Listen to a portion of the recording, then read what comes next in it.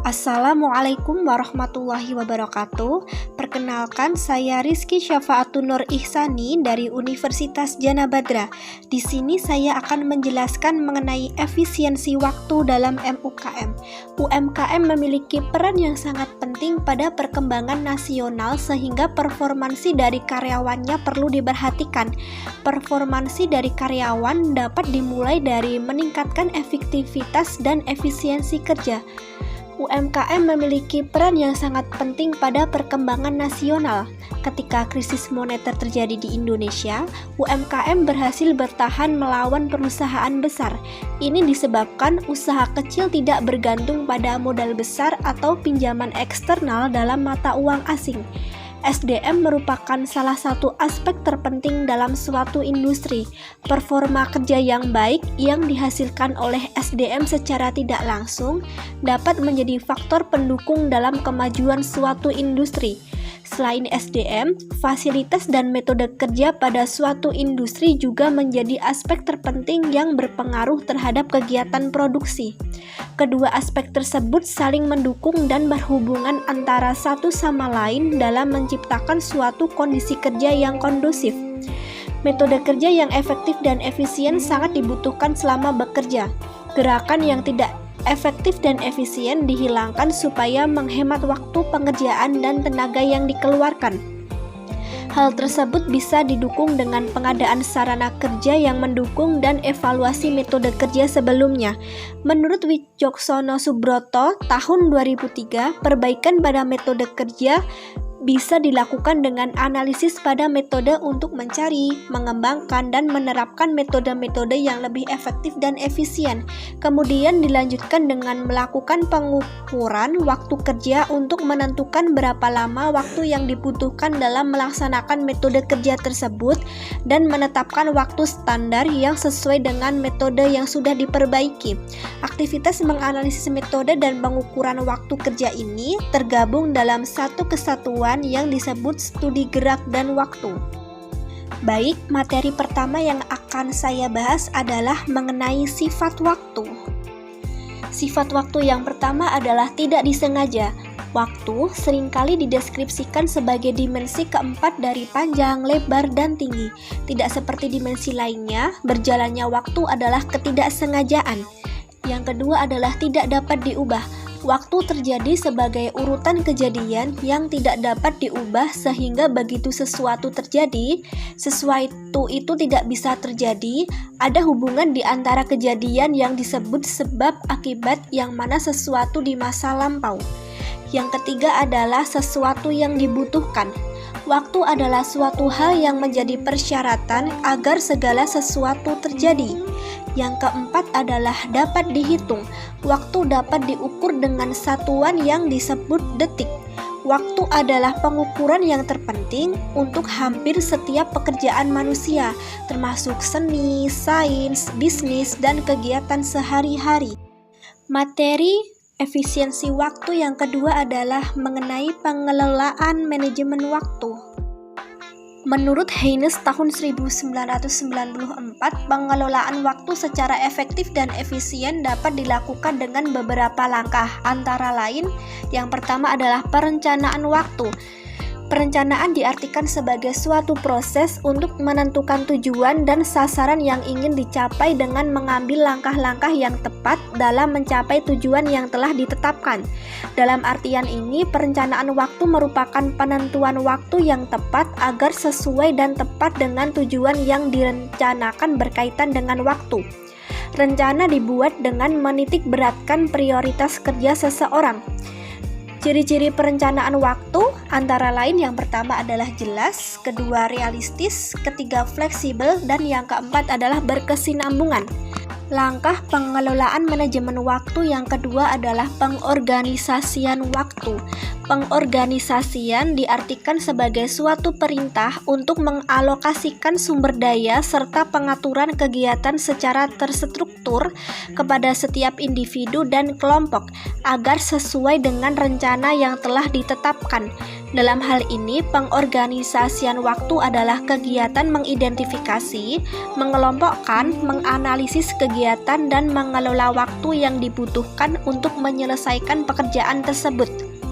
Beberapa hal yang harus diperhatikan dalam mengorganisasikan waktu yang dimiliki adalah yang pertama, membuat daftar kerja, yang kedua, menetapkan waktu yang dibutuhkan dalam menyelesaikan pekerjaan, yang ketiga, mengatur jumlah yang terlibat dalam tugas tersebut. Langkah yang ketiga adalah pengkoordinasian waktu. Pengkoordinasian waktu adalah suatu usaha untuk mengkoordinasikan dan mengarahkan orang lain atau diri sendiri agar mau bekerja secara efektif dan efisien sesuai dengan rencana dan tujuan yang diinginkan.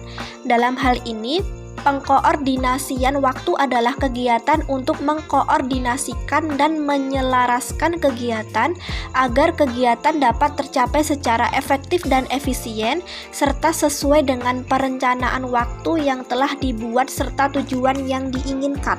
Langkah yang terakhir adalah pengawasan waktu. Pengawasan adalah kegiatan untuk memastikan apakah semua pekerjaan telah berjalan sesuai dengan rencana yang telah ditetapkan. Dalam hal ini, pengawasan waktu adalah kegiatan untuk menyesuaikan jadwal kegiatan dengan yang telah direncanakan sebelumnya. Tujuannya adalah untuk mengoreksi jadwal yang tidak sesuai dengan rencana, ketepatan waktu, dan kualitas pekerjaan yang dihasilkan pada masing-masing kegiatan. Materi ketiga yang akan saya jelaskan adalah mengenai pengaturan waktu baku dan peningkatan produktivitas. Pengukuran waktu baku. Pengukuran waktu dilakukan dengan metode jam henti sebagai sarana untuk mengukur berapa lama waktu yang diperlukan operator dalam menyelesaikan operatorannya sehingga dapat mengoptimalkan operatoran dengan mengevaluasi gerakan-gerakan yang tidak efektif. Peningkatan produktivitas. Dengan adanya perbaikan-perbaikan tersebut menyebabkan operator dapat menghasilkan output yang lebih besar dari sebelum perbaikan. Nah, untuk lebih jelasnya kalian bisa membaca materi yang ada di layar. Materi yang keempat adalah mengenai analisis waktu. Analisis waktu yang pertama adalah dengan studi gerakan. Menurut Sutalaksono dan kawan-kawan di tahun 2006, studi gerakan adalah analisis yang dilakukan terhadap beberapa gerakan bagian tubuh pekerja dalam menyelesaikan pekerjaannya. Tujuan yang diperoleh dari penggunaan studi gerakan ini diharapkan agar gerakan-gerakan yang tidak perlu dapat dikurangi atau bahkan dihilangkan, sehingga akan diperoleh penghematan baik dalam bentuk tenaga, waktu kerja, maupun dana.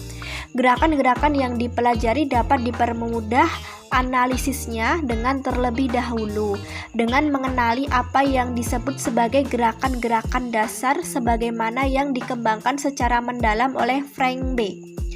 Analisis waktu yang kedua adalah dengan peta aliran proses. Peta aliran proses adalah suatu diagram yang menunjukkan urutan-urutan dari operasi, pemeriksaan, transportasi, menunggu, dan penyimpanan yang terjadi dalam satu proses atau prosedur yang berlangsung, serta di dalamnya memuat informasi-informasi yang diperlukan untuk menganalisis.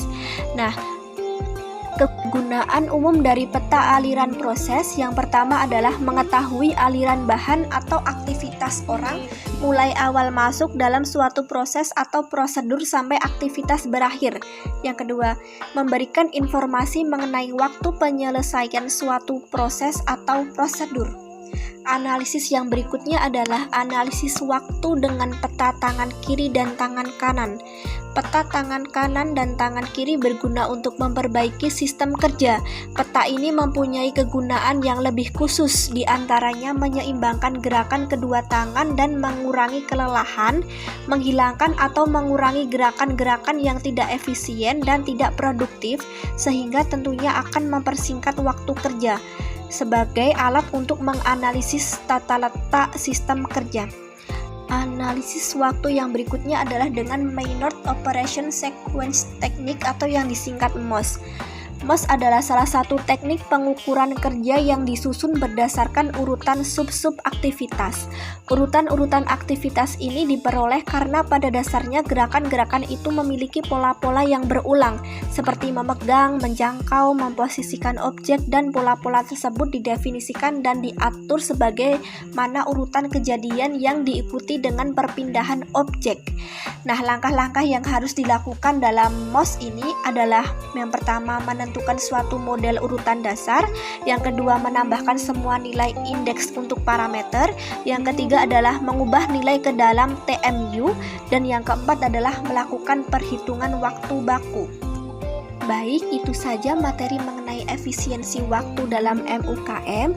Semoga apa yang saya sampaikan ini bisa bermanfaat bagi kalian semua. Terima kasih. Wassalamualaikum warahmatullahi wabarakatuh.